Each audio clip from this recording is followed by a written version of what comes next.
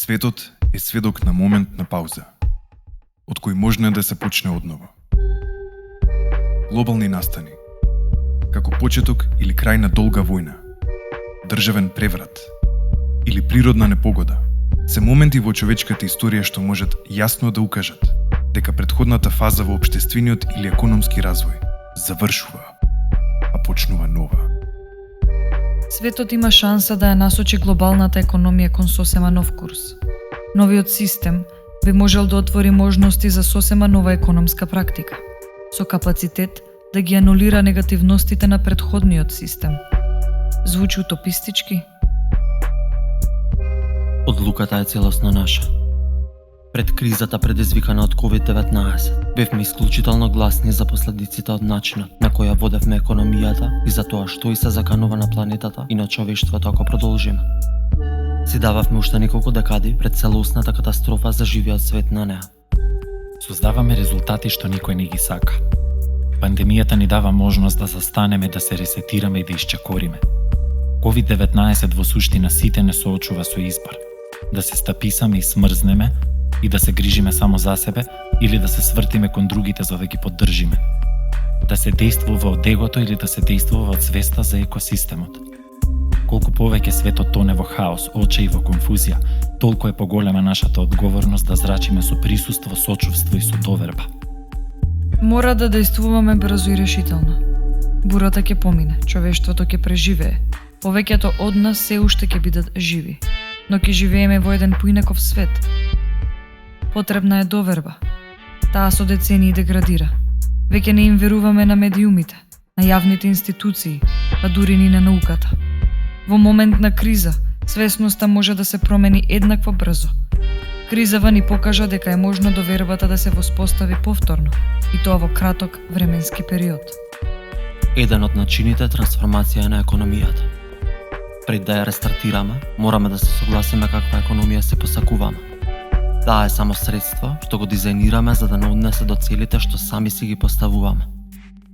Денес имаме не само луксус, туку и обврска да го редизајнираме ова средство за да стане соодветно за сите. Новото закрепнување ќе биде закрепнување на луѓето и на планетата. Само преку нашето однесување. Тоа го менува системот. Можеби најголемата поука од оваа криза е уверувањето дека заедно можеме да го промениме системот. Ние сме многу, ние сме едно. Сетете се дали некогаш порано нашето колективно внимание во овој обем било фокусирано на една заедничка грижа или работа, како што е на пример денес на хигиената и на дезинфекцијата.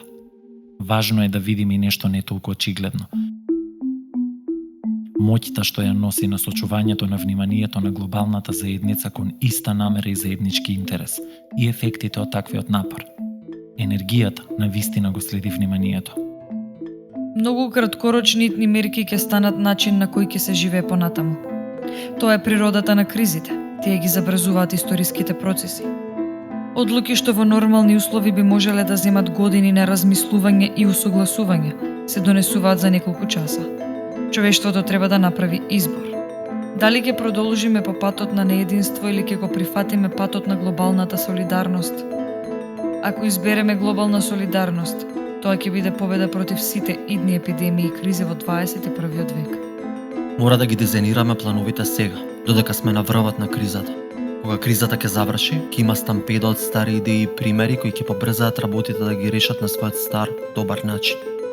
Ќе бидат направени исклучителни напори за да се спречат новите иницијативи. Да, се поставува прашањето.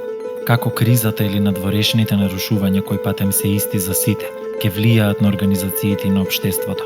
А тоа зависи само од една работа. Како лидерите, тие што донесуваат одлуки, како луѓето, генерално, реагираат на промените и на нарушувањата.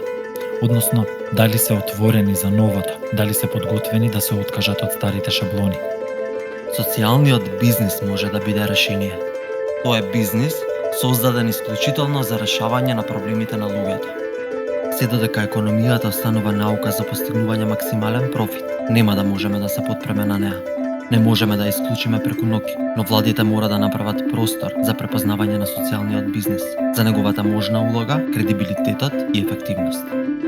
Да, Затоа е неопходно да ја искористиме сегашната состојба за да забавиме, да застанеме како глобална заедница и да се поврземе со нашите подлабоки заеднички извори на вредности. Во новата фаза на функционирањето на нашиот глобален систем, секој треба да исчекори со својот талент за решавање предизвици и да создаде собствен социјален бизнис. Создавањето огромен број сосема мали, но исклучително вредни иницијативи ќе го сменат курсот на движењето на економијата и на другите сфери во општеството. За крај, новата супермоќ на човештвото е колективната акција базирана на свесност. Кој ќе ја креира иднината во 21 век? САД, Кина, двете земји? Можеби денес, по месеци изолација, треба подлабоко да го побараме одговорот на ова прашање. За тоа време речиси чудесно успеавме да го трансформираме нашето колективно однесување во планетарни размери. Кои ќе бидат следните смели чекори што ќе ги преземеме? Зависи од нас.